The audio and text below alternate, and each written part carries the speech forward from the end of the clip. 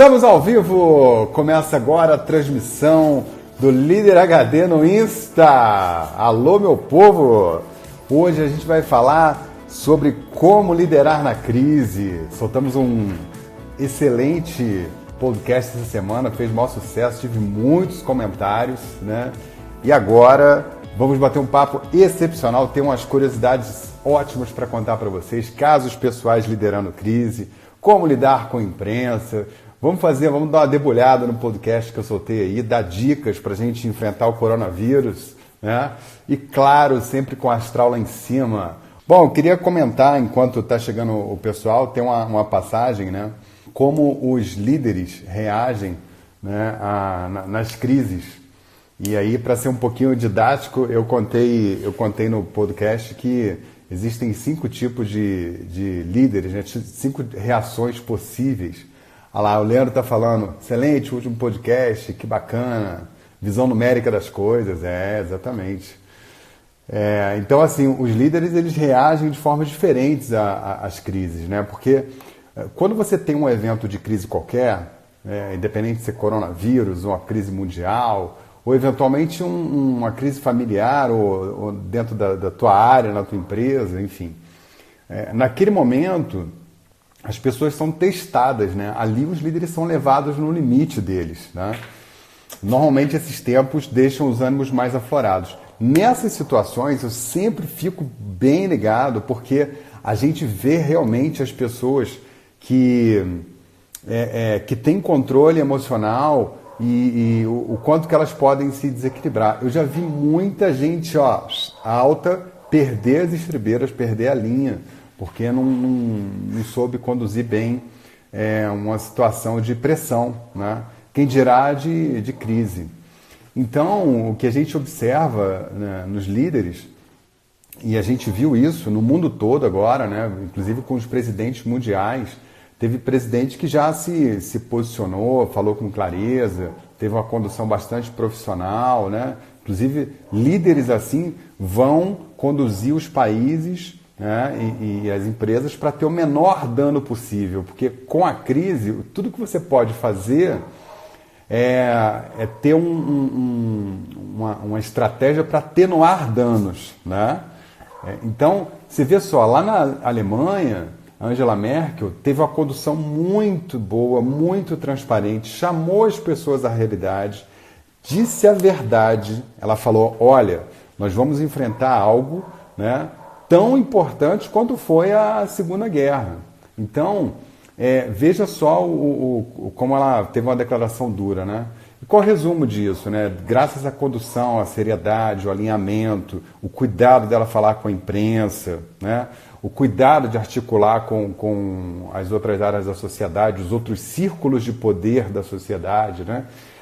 A Alemanha hoje é o país que tem o menor índice de mortos. Então, assim, foi uma condução muito acertada, né? Ela está com um caso enorme de pessoas infectadas, mas pessoas mortas, uma taxa muito pequenininha, muito baixa, a menor de todas, né? Então, a gente tem visto isso. E na condução de crises, né, tem um líder que eu contei, que é o alienado, né? Aquele líder que parece que não está entendendo o que está acontecendo, está em outro planeta, né? As pessoas estão falando de uma situação e está falando de outra, finge que o problema não existe, né? São completamente alienados. Um exemplo disso em presidência de país que eu vi foi a condução do Maduro, né? A condução do presidente do México, que o pau quebrando, o mundo inteiro pedindo para como é que fala?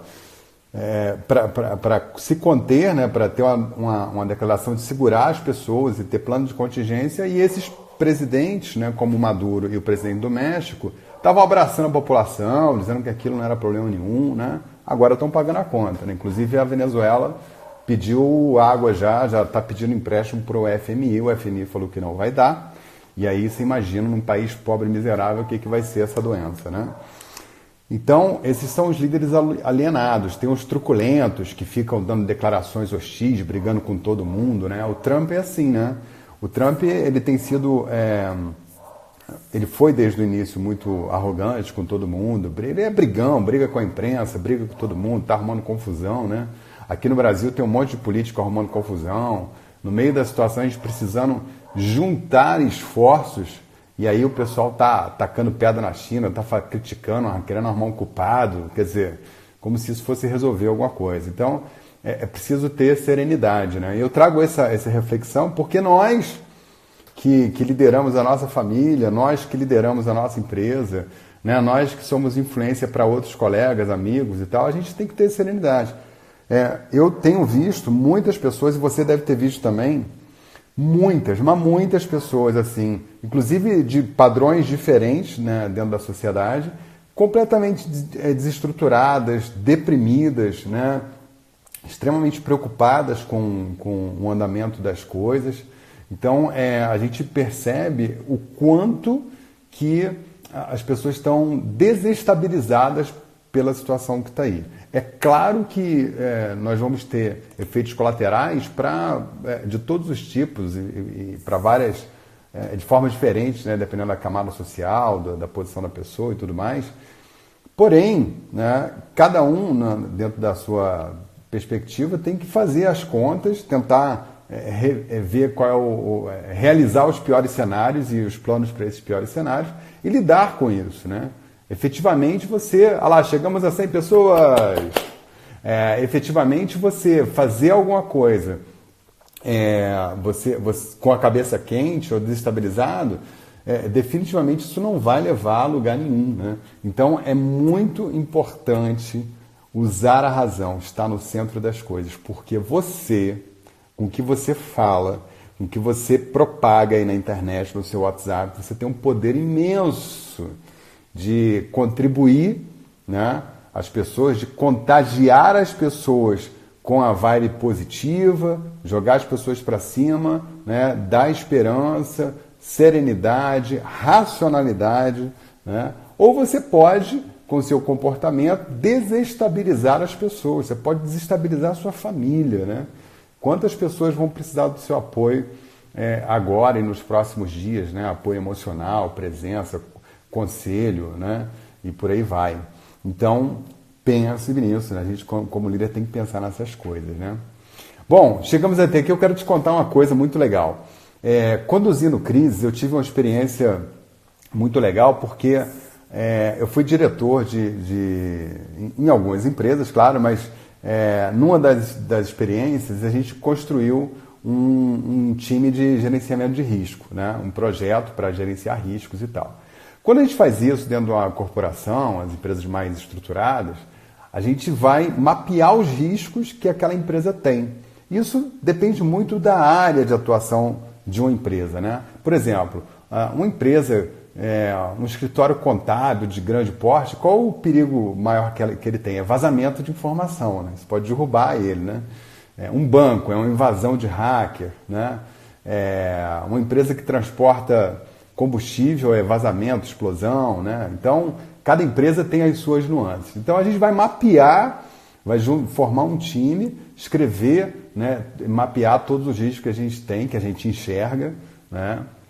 Aqueles que são mais evidentes, e classificar dos mais severos até os que são mais brandos, né? E aí você começa a fazer planos de ação.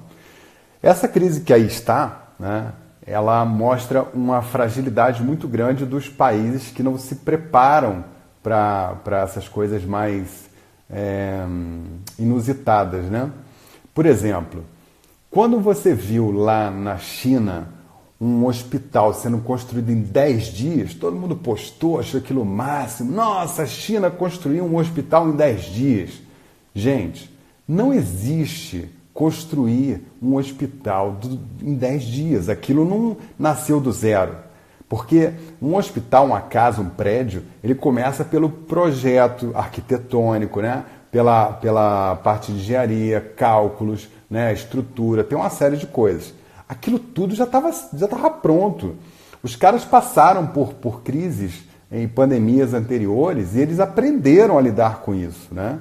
Então, eles tinham planos de contingência, né? Planos preparados para eventuais crises. Eles estavam preparados, diferente de muitos países que, além de não estar preparados, estão tentando entender ainda o que está acontecendo, né? E com a com a liderança descoordenada. Nós vamos ver muitos países passando perrengue aí, né? Então, o que aconteceu com a China? Ela estava com aquilo tudo pronto. No dia que veio a questão da pandemia, eles apertaram o gatilho e disparou aquelas ações que estavam previstas. Então, tinha recurso, tinha projeto, tinha as pessoas que iriam startar aquilo tudo, né? Você, em 10 dias você não desenha, nem faz o desenho, nem o croquis do hospital, né? Então, isso é para a gente entender que não tem magia quando a gente fala de gerenciamento de crise, né? Tem preparação, estudo, racionalização, né? Tem que se preparar para as coisas e agir com tempestividade, agir com prontidão, né? Para resolver os problemas, né? E aí, então voltando assim, depois que você faz esse mapeamento e toma as ações, você direciona as pessoas, cria protocolos de ação, né? Se aquilo acontecer, quais são as pessoas que são avisadas, quem deve ser acionado, com que velocidade, né? Quais são as ondas de ações que você tem que tomar. Então, isso numa empresa é muito estruturado. Normalmente, nos governos, né, alguns tipos de crise têm esse tipo de coisa. Exército, Forças Armadas, todos têm protocolos para alguns tipos de crise que já estão mapeados, né? Então isso é bem importante.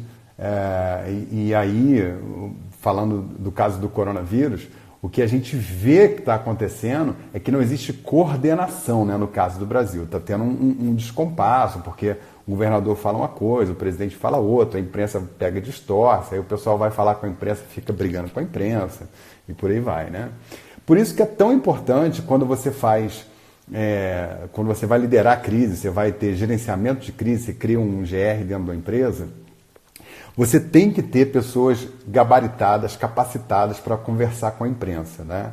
Eu fiz um curso de Media Training quando eu participei, né, dessa implantação, criamos um comitê de risco e tal, e eu fui porta-voz para casos de crise. Então eu passei por um treinamento de Media Training e é extremamente importante. E eu fui passar por esse treinamento, apesar de ter habilidade de falar em público, conversar, eu sou muito tranquilo com isso, mas você precisa passar por uma experiência dessa para entender algumas coisas. Primeiro, como que a imprensa funciona. Por quê? A imprensa, ela tem um algoritmo diferente rodando na cabeça deles. Eles são um círculo de poder com alto impacto na sociedade, né? E o repórter que está ali na ponta de lança, com o microfone, a câmera, o gravador, ele está louco para poder pegar a manchete do dia. O sonho do repórter é pegar uma notícia que ele consiga estampar na primeira página. Então ele vai ficar de olho em todas as entrelinhas que você está falando, ele vai fazer perguntas capciosas, ele vai tentar desestabilizar para poder colher alguma coisa, né? Então, quando você lida com a imprensa, claramente, você vai ouvir falar isso agora, você vai prestar atenção. Quando você vê alguém lidando com a imprensa, a pessoa pode estar lidando de uma forma coordenada, racional e tecnicamente fazendo de uma maneira para o recado chegar de uma maneira certa, ou ela pode fazer de forma atabalhoada, discutindo, batendo boca com a imprensa e tudo mais. Aí o que acontece? Se eu vou dar uma notícia, imagina que eu sou o presidente de um país, o presidente de uma empresa, sou o prefeito de uma cidade. Aí eu preciso dar um comando, né, um direcionamento para a população ou para as partes interessadas na minha empresa, né? E aí na hora de eu falar, olha pessoal, amanhã eu preciso que todos os comércios fechem ao meio-dia, né? Vou dar um comando simples. Se eu vou para lá e eu começo a bater boca com o repórter, ou eu caio numa pegadinha, numa pergunta maliciosa, ou eu me desestabilizo diante de uma pergunta, ao invés dessa notícia ir para a capa, a que vai para a capa é Michael tropeça e cai na mesa, Michael deixa derramar um copo d'água, Michael faz piada com o repórter, entendeu? Então, assim, tem que ter muita sabedoria quando você lida com a imprensa, né? Então, o curso de Media Training, ele é para isso. É por isso que as empresas têm porta-voz. É por isso que os países têm porta-voz, né? Porque você tem que falar de uma forma coordenada, cuidadosa, sem deixar vestígios nas entrelinhas, porque senão o cara te pega por ali, né? Então esse curso, para mim, foi extremamente importante, porque me deu um conhecimento de como o cara pensa, né? Quando o repórter vai conversar com você, a forma dele interagir passa por uma maneira de ver o mundo diferente da tua, né? O objetivo dele é diferente do teu. Você quer dar uma notícia, você quer usar o canal da imprensa para transmitir uma mensagem e ele está ali tentando pegar uma manchete, né? Então, pode ser que a tua fala não seja tão interessante e o cara fica ali tentando cavar. Você entendeu? Agora, imagina, se você é presidente de uma empresa, presidente de um país, né? Prefeito da cidade, como eu falei, e não está atento a isso, pelo amor de Deus, né? É amadorismo. Então a gente precisa ser profissional conduzindo uma crise para não criar mais ruído numa situação que já é delicada, né? E as crises, um grande remédio para atenuar os impactos da crise é a informação, né? Quando você vê, eu tenho visto muitas pessoas mandando mensagem, né? A gente está nos grupos de WhatsApp, Telegram e tal, com os nossos seguidores, e as pessoas falam assim, pô, como é que eu motivo minha equipe, né? Deixa eu subir aqui minha câmera aqui um pouquinho. Como é que eu motivo a minha equipe? Como é que eu mantenho o pessoal ligado e tudo mais?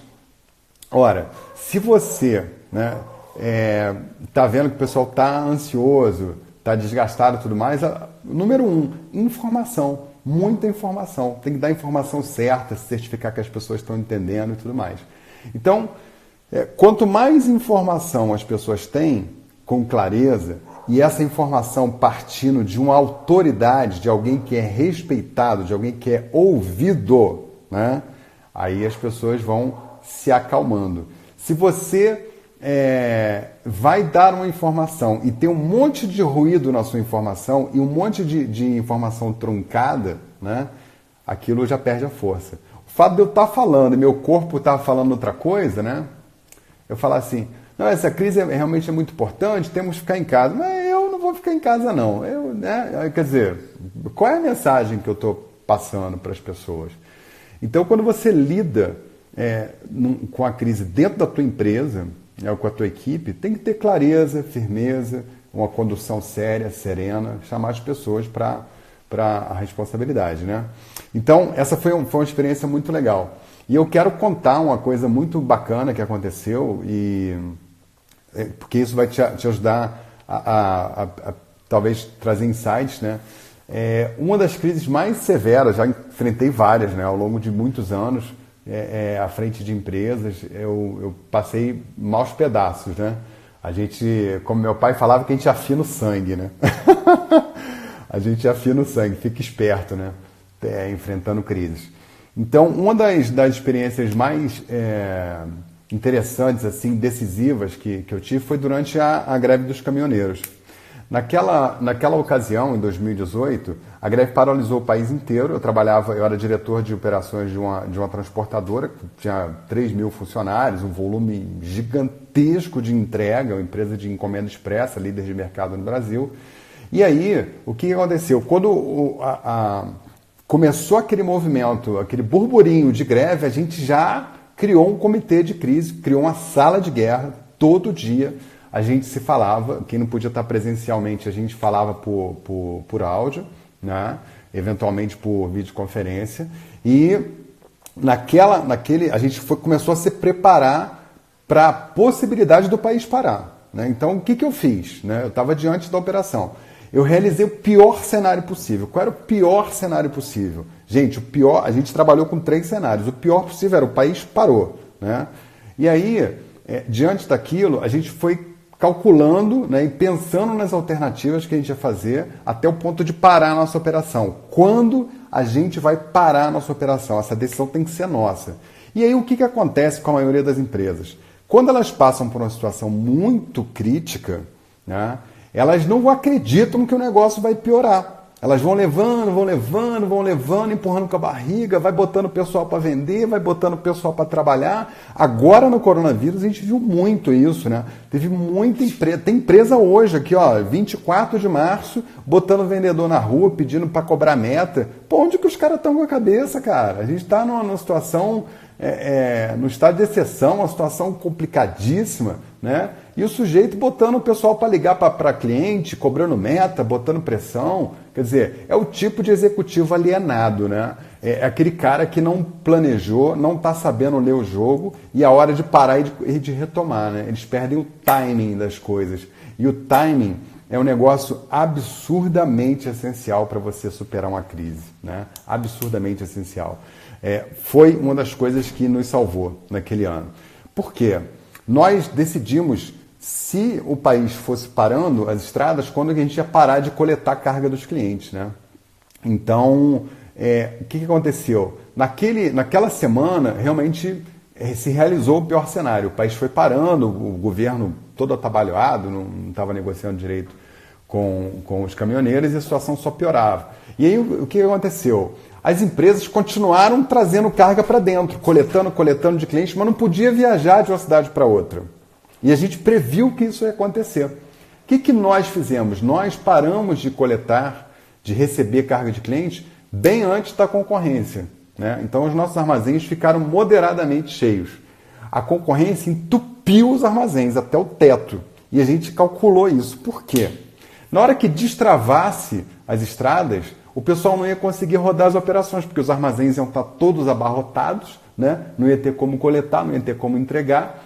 E aí o que aconteceu? A gente segurou bem a onda, abasteceu todos os carros, fizemos um bom reservatório, né, de estoque de combustível, mantivemos os nossos armazéns organizados e com fluxo de um dia de entrega só. No dia que a greve acabou, a gente começou a operar imediatamente no ritmo assim feroz e a concorrência travou. Então teve empresa que demorou 15 dias para conseguir colocar a operação para funcionar direito, né? Perderam prazo de entrega, ficaram todas enroladas e tal. E a gente parou no momento certo e começou no momento certo. Então timing, fazer as coisas na hora certa, ler o jogo e parar e voltar na hora certa é fundamental, né? Isso é a salvação da lavoura. No caso da crise do coronavírus, é o momento de você parar o país, falar assim, agora é a hora da quarentena. Então vamos pegar de trás para frente, né? Agora é a hora de fechar o aeroporto.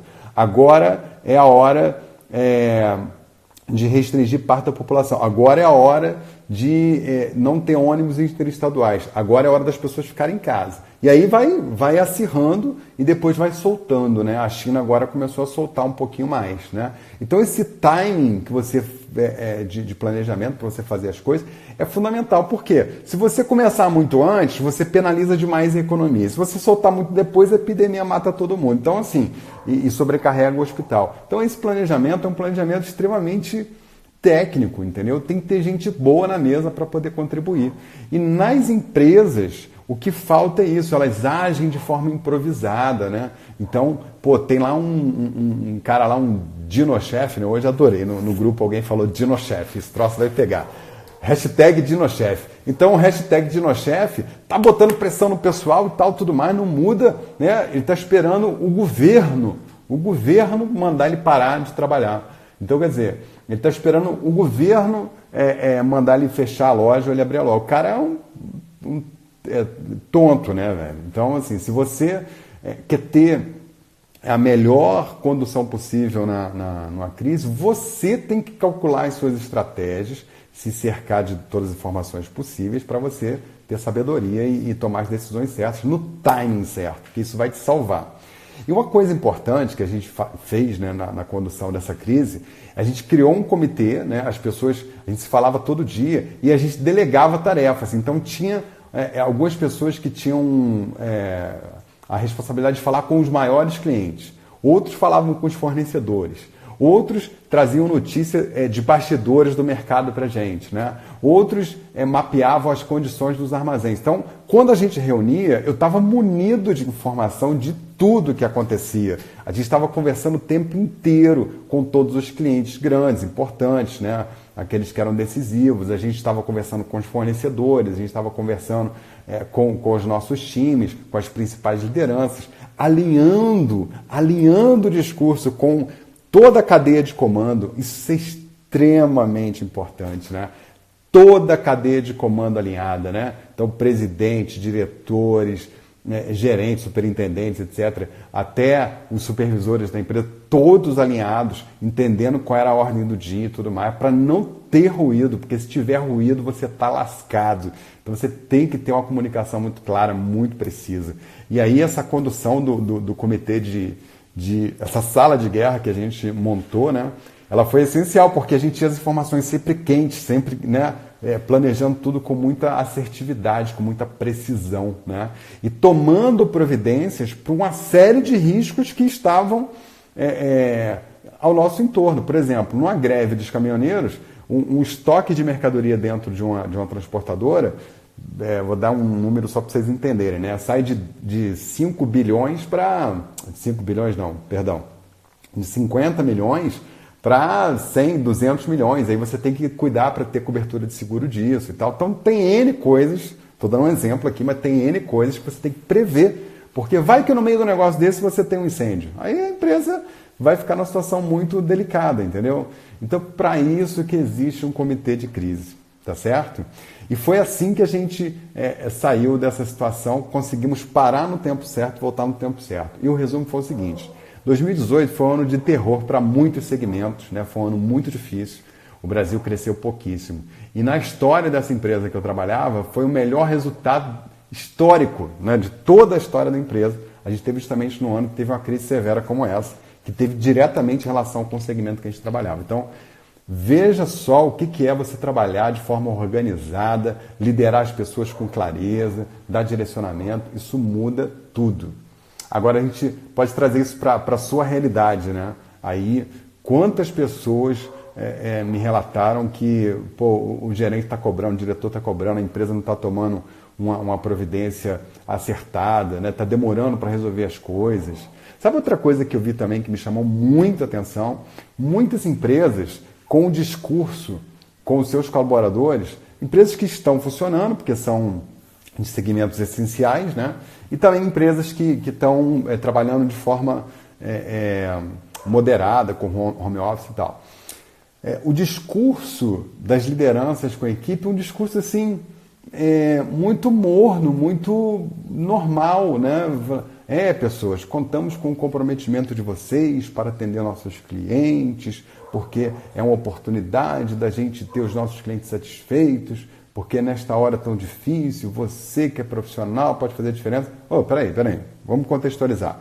Nós estamos vivendo uma crise global, uma pandemia que parou o país, meu irmão. Então é o seguinte, se você tiver que conversar com a tua equipe e quer motivar o pessoal, você quer engajar a turma, chama eles para a guerra. Nós estamos em guerra. Agora é a hora das pessoas fazerem o seu melhor, né?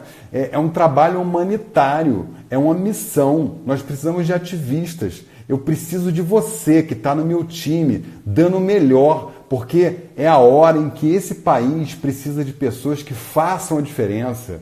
Olha a fala como é que muda, né? Então, se eu me dirijo à minha equipe, se eu sou um presidente de empresa, um gerente, estou falando com a minha equipe, agora é a hora de você dar o seu melhor. Nós estamos passando por um momento onde cada indivíduo pode fazer toda a diferença no impacto na sociedade, no impacto no Brasil. Nós vamos ter um grande desafio nesse país pela frente e a gente vai precisar do melhor de cada um.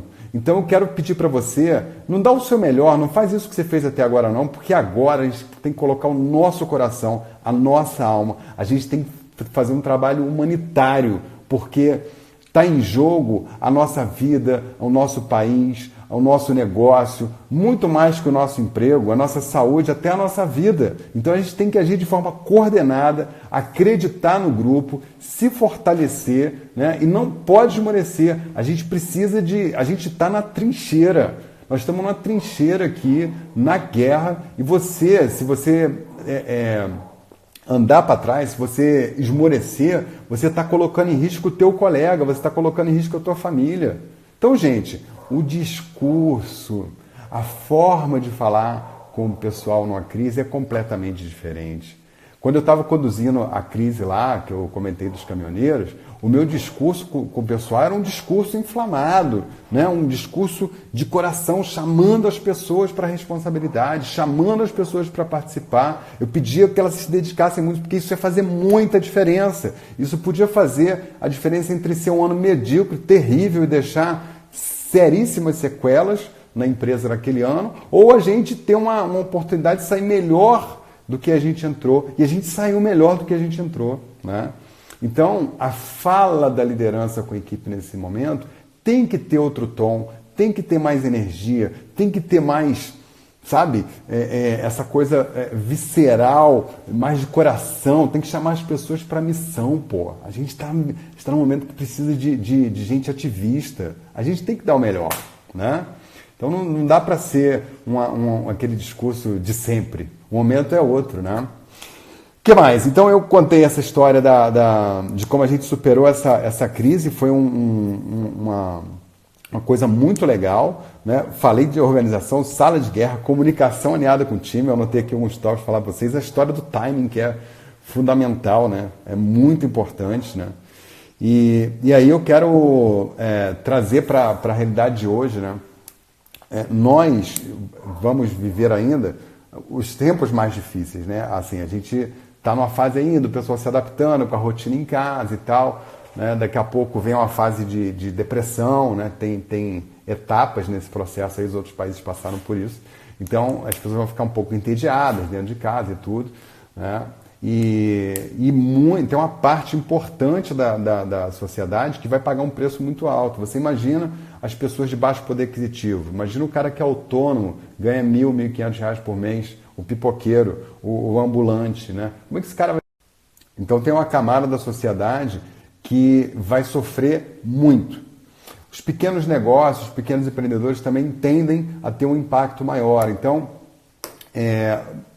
inclusive assim, as pessoas estão muito preocupadas, especialmente aqueles que têm negócio, com receio do que pode acontecer, né? do lapso de tempo ser grande. Né? Então, assim, é um momento de muita apreensão. Né? Eu tenho recebido assim, a preocupação de muita gente com isso e tudo mais. Então, qual é um pouco do que eu poderia compartilhar, embora as situações são as mais diversas, cada pessoa reage de um jeito, e, enfim, tudo pode acontecer, né, nesses desdobramentos. Né? Eu, em qualquer momento da minha vida, e falando de negócio também, eu procuro realizar na minha cabeça qual é o pior cenário possível. O que pode acontecer num cenário... pensa em 3 cenários, vai, um moderado, né, um fácil, um moderado e um mais crítico. Né? Então, tenta realizar na tua cabeça o cenário mais crítico. Fica com o cenário na tua cabeça. O mais crítico pode acontecer de pior. Aí você realiza esse cenário, ok? Lida com esse cenário na tua cabeça e tenta resolver ele. E aí o que acontece? Às vezes eu estou num cenário assim muito drástico, as pessoas falam, pô, Marcos, você está tranquilo, está calmo? Tudo. Porque assim, eu já realizei o pior cenário na minha cabeça. Se ele acontecer, eu tenho uma solução para ele. Espero que não aconteça, entendeu? Agora, e dentro dessa situação que está aí, você que está preocupado, né? Você que pode correr o risco de se endividar, né? Não sabe de onde buscar capital de giro para o teu negócio e tudo mais, eu tenho algumas notícias para dar para você. Né? A primeira delas é o seguinte, realizando o pior cenário, você está vivo, você pode trabalhar, você pode criar, você tem recurso, né? Quando eu falo recurso, é assim, a tua força, a tua inteligência, você nasceu nu. Você não precisa, se você parar para pensar, você não precisa das coisas que você tem. Você pode construir essas coisas. Se você pegar um país como o Japão, como a Alemanha, e jogar uma bomba lá, acabar com tudo, isso já aconteceu, eles vão lá e reconstrói de novo. Porque a riqueza não está no dinheiro que você está na conta. A riqueza é o valor que você tem, entendeu? Então, podem tirar tudo de você. Pensa nisso. Podem tirar tudo de você. Mas você é capaz de rapidamente voltar àquele estado de antes. O único débito que você pode ter é um delay, né? De não fazer as coisas agora, mas um pouco mais adiante. Pensa nisso. Assim, não há impacto que você não consiga absorver agora. Exceto se você perder a vida, né, numa situação dessa aí. Né? É uma preocupação lícita que a gente tem que ter. E para todos os problemas tem cura, né? Tem solução. Então, realiza o pior cenário, vê como você lidaria com ele e segura a onda, cara. Porque assim, se o pior acontecer, você está aí respirando, a vida é para ser vivida, é uma jornada mesmo de perda e ganho e tudo mais. Agora, o sofrimento vem de uma coisa que eu contei no podcast O Poder da Deus, né? O sofrimento vem do apego. A possibilidade da pessoa ter uma perder um dinheiro, perder um carro, perder sei lá, qualquer coisa, isso deixa as pessoas num nível de sofrimento danado. Mas se você parar para pensar friamente, não é muito racional, né? Porque você vai conquistar tudo de novo, tá? Segunda coisa que eu queria te falar é o seguinte: o mundo inteiro está na mesma que você. Vou falar de novo. O mundo inteiro está na mesma situação que você. Então, nesse momento, tem 7 bilhões de pessoas que estão no mesmo barco que você.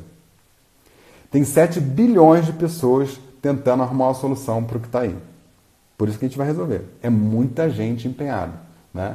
Temos as melhores mentes do planeta, os melhores líderes do planeta, os melhores cientistas do planeta, né? Os melhores empreendedores, técnicos, jornalistas, gente de todos os círculos de poder deste planeta estão no mesmo barco buscando a solução.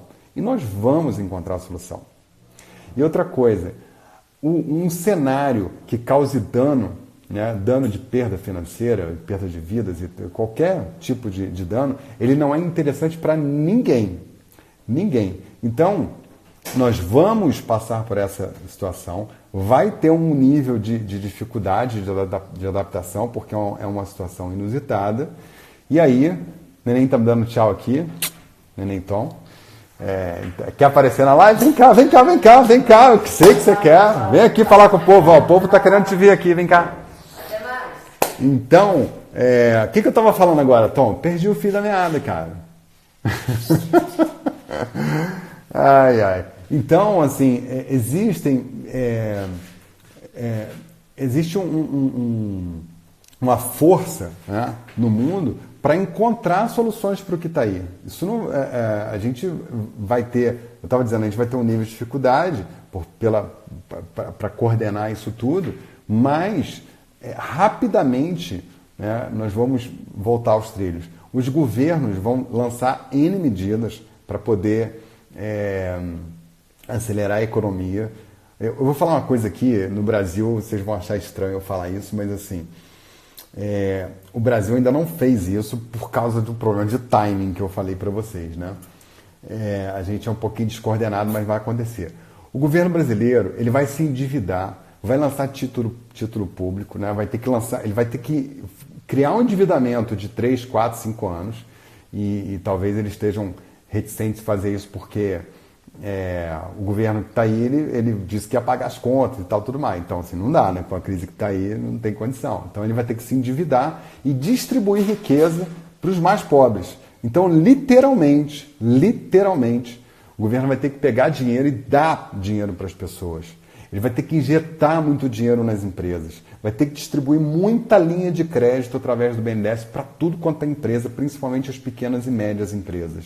Ele vai ter que acelerar o mercado de ações para atrair investimentos novamente, logo que essa crise passar, né? E de forma prática, você vai ver, olha o que eu estou te dizendo, espera 30 dias ou 40 e você vai ver o seguinte: vai ser a maior onda de linha de crédito que você já viu na história nesse país. Vai chover dinheiro nesse país, né? Porque não tem outro jeito. Estou falando de uma forma racional. Quando nós passarmos por isso, o país precisa tracionar de novo, ele precisa andar de novo e vai ter muita empresa pequena, muita gente que não vai ter recurso, né? Não vai ter nem como pagar as contas. Então, esse dinheiro vai vir de linha de crédito, né? Nós vamos ver muito, mas muito financiamento a taxa 0, alguma coisa por cento, né? Eu comentei no podcast que eu não duvido que a Caixa Econômica libere financiamento imobiliário a juros zero, né? Então, ações dessa proporção, dessa magnitude, vão acontecer numa intensidade muito grande.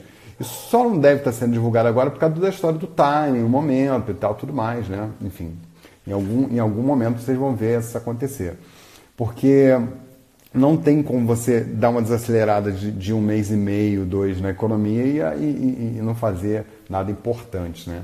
Então, os países do primeiro mundo já estão fazendo isso, alguns que já passaram um pouco da onda que a gente está agora, isso vai acontecer mais cedo ou mais tarde. Então, pessoa, se tu tá aí com preocupação, o que pode acontecer comigo, o que pode acontecer com a minha família, minha empresa, calma, relaxa, um dia de cada vez. Né? A crise, a gente procura se manter informado, entender o cenário e, cabeça em pé. E sempre, o leme na mão, o leme na mão. Não deixa a circunstância fazer as escolhas para você. Vou falar de novo. Nunca na sua vida se deve deixar as circunstâncias fazer a escolha para você. Jamais. Mesmo numa crise severa como essa. Então, fica atento aos movimentos, participa ativamente, conversa com as pessoas, né? Entende aquilo que está no seu controle, aquilo que não está no seu controle, aquilo que não está no seu controle definitivamente, né? Aliás, oração de São Francisco de Assis que fala, né? Dá-me sabedoria para entender o que eu posso mudar, o que eu não posso, né? Então, aquilo que você não pode, não sofre com isso não. Fica atento, você tem que lidar. Aquilo que você não tem poder de mudar, você tem que lidar com aquilo. A sabedoria de navegar, você não pode mudar o curso do rio, você tem que aprender a navegar no rio, né? Então, aprenda a lidar com isso, cabeça fria, um dia de cada vez.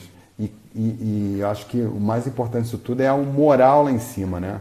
Positividade, tem que ter clareza, gente. Deixa eu ver aqui. Comentários? Deixa eu ver aqui. Um monte de gente aqui falando, bababá.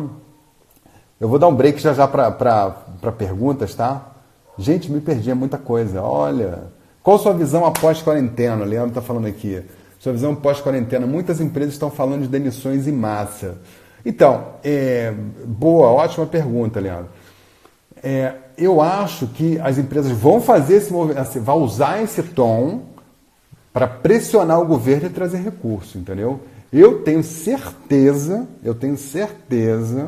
que vai haver um aporte de capital violento para suportar as empresas e não ter desemprego em massa, entendeu? Porque se tiver desemprego em massa, a roda da economia ela é toda tracionada, né? Se você desemprega as pessoas, né, você desaquece a economia desaquecida gera pouca demanda para o comércio, que compra pouco da indústria, que gera desemprego, e aí você vai, né, criando um círculo vicioso.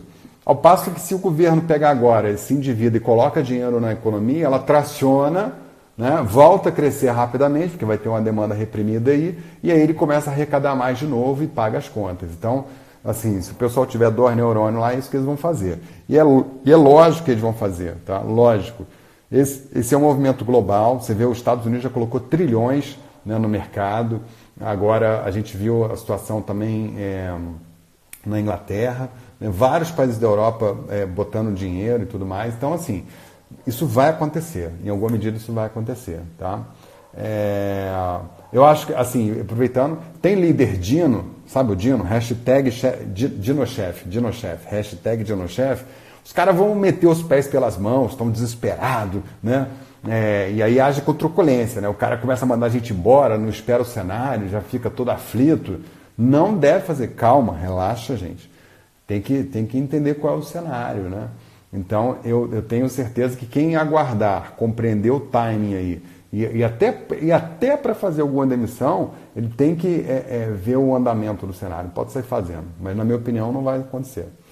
O que mais aqui? No meu trabalho tem um grupo de risco, mas infelizmente o risco é o próprio grupo.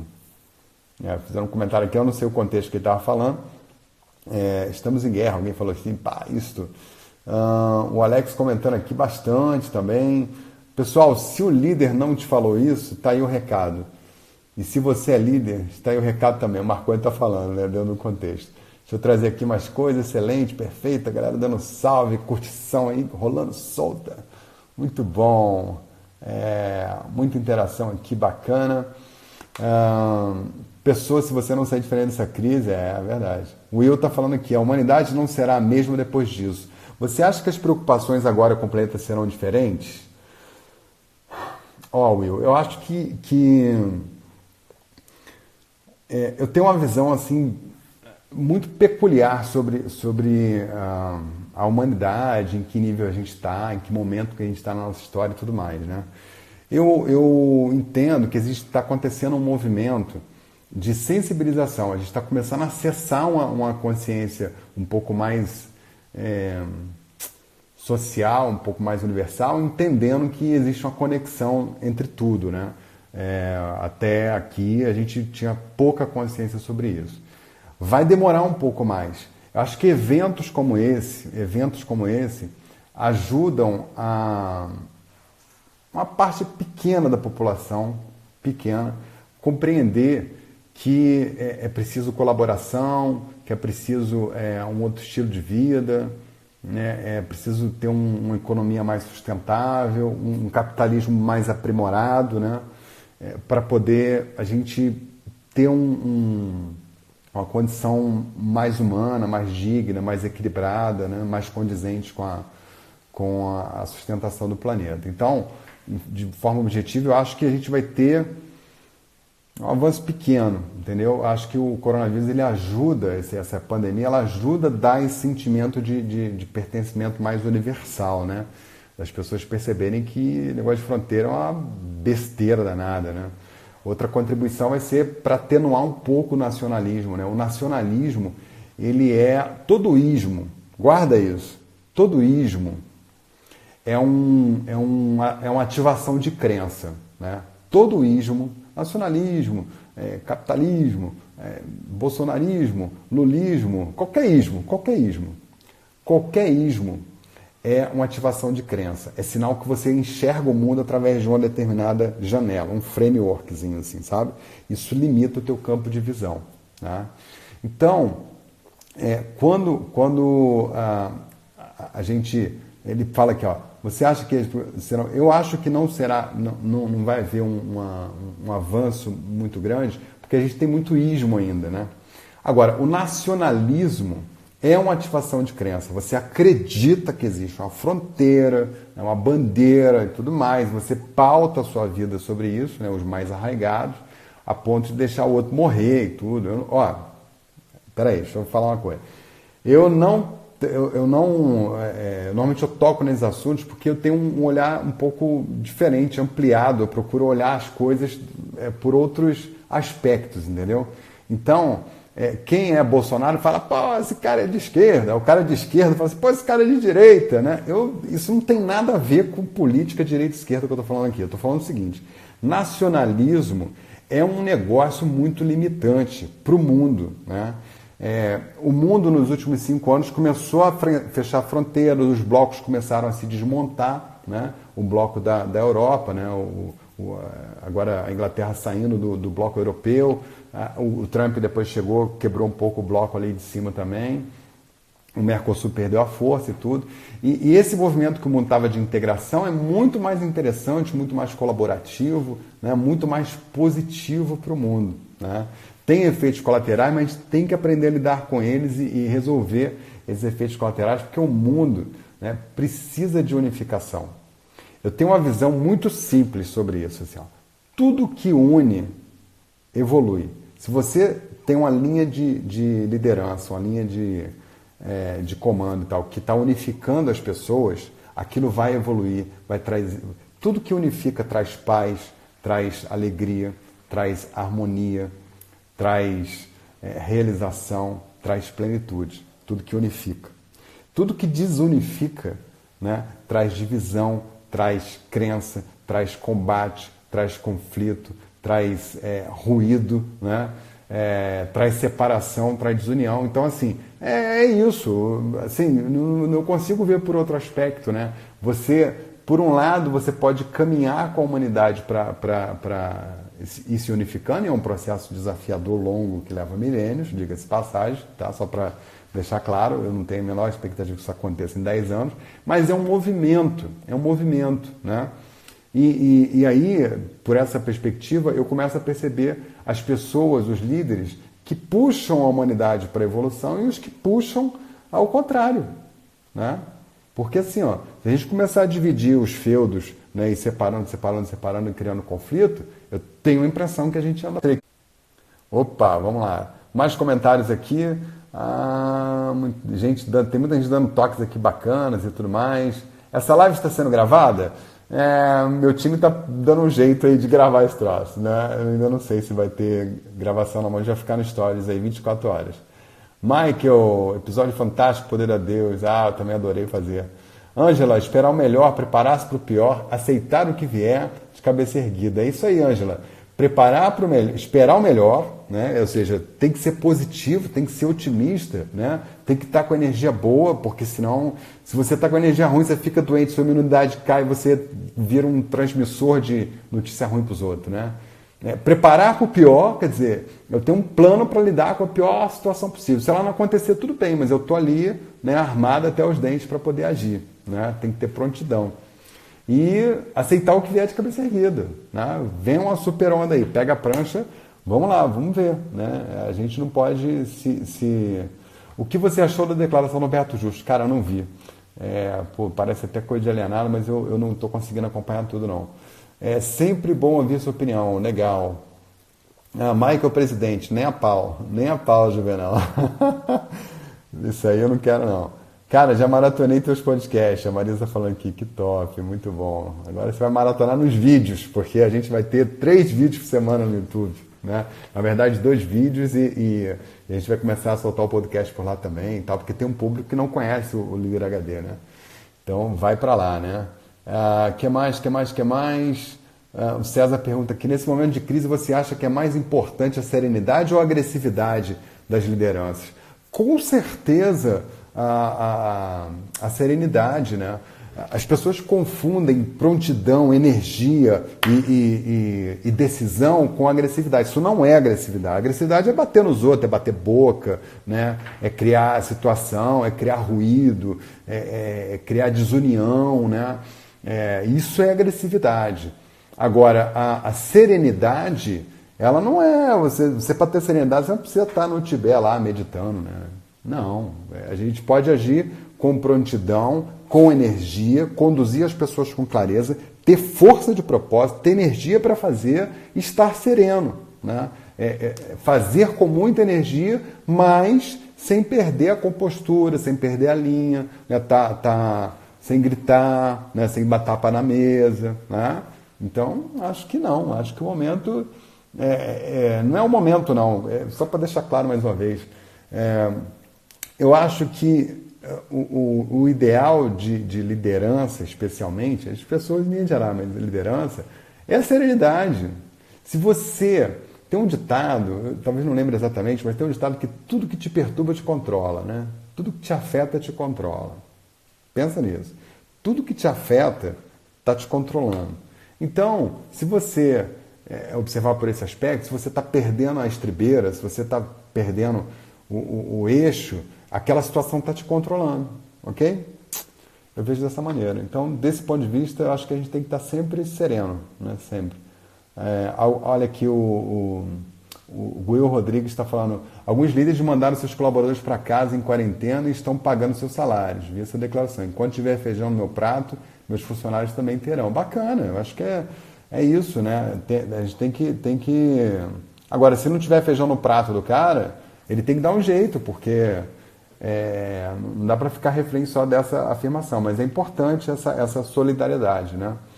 Qual o significado que você está dando para essa pandemia? O Roberta Costa está perguntando para mim o significado. Olha, eu acho que esse é um acontecimento raro, né? Que vai acontecer de novo. Ele tem alguns sinalizadores importantes, né? Eu acho assim, o disparo desse vírus, ele tem uma mensagem aí, né, da forma que as pessoas se alimentam, comem e tal, estão lidando com o ecossistema, e biologicamente, né, eu vejo dessa maneira, né? A vida, ela tem seus mecanismos de defesa, né? Ela tem seus mecanismos de defesa. Então, isso é um papo longo. É um papo longo. Então, animais criam toxinas para se defender de outros animais, né? Plantas criam veneno ou sabores para afastar ou atrair animais, né? E alguns animais são colonizados por vírus para poder matar né, aquele outro animal, ou aquele predador dele, né? Dito isso, eu acho que aí tem uma mensagem. Agora, o significado que eu estou dando é muito pragmático. Assim, a gente teve uma situação muito atípica que vai acontecer, a gente vai ter outras pandemias, vai ter outros problemas globais para enfrentar, inclusive outros ligados a clima, ligados à energia, né? Problemas de outras naturezas. E a gente vai ter que lidar com isso de forma coordenada e colaborativa, né? Eu acho que se ficar um bom legado desse caso aí, é um fortalecimento da ONU, é um fortalecimento das nações para alguns temas que são de interesse comum, né? Então, mas eu acho que, assim, eu não estou vendo essa coisa como de forma mística, não. Eu acho que isso aí é a vida é assim, a gente está... o ser humano é muito egoísta, né? A gente acha que está tudo aqui pra gente, né? Que o sentido do planeta é nosso, né? Que nada pode afetar a nossa vida, né? É uma maneira um pouco arrogante da gente olhar a vida, né? Então, eu acho que esses acontecimentos é para mostrar que a gente é falível, né? Agora, graças à consciência, à razão, né? A gente consegue contornar esses obstáculos aí. E vai ser através da razão, porque quem vai salvar o mundo mais uma vez, nesse aspecto aí, vai ser a ciência, né? Embora muita gente não goste, mas é a verdade. E a ciência é a razão, né?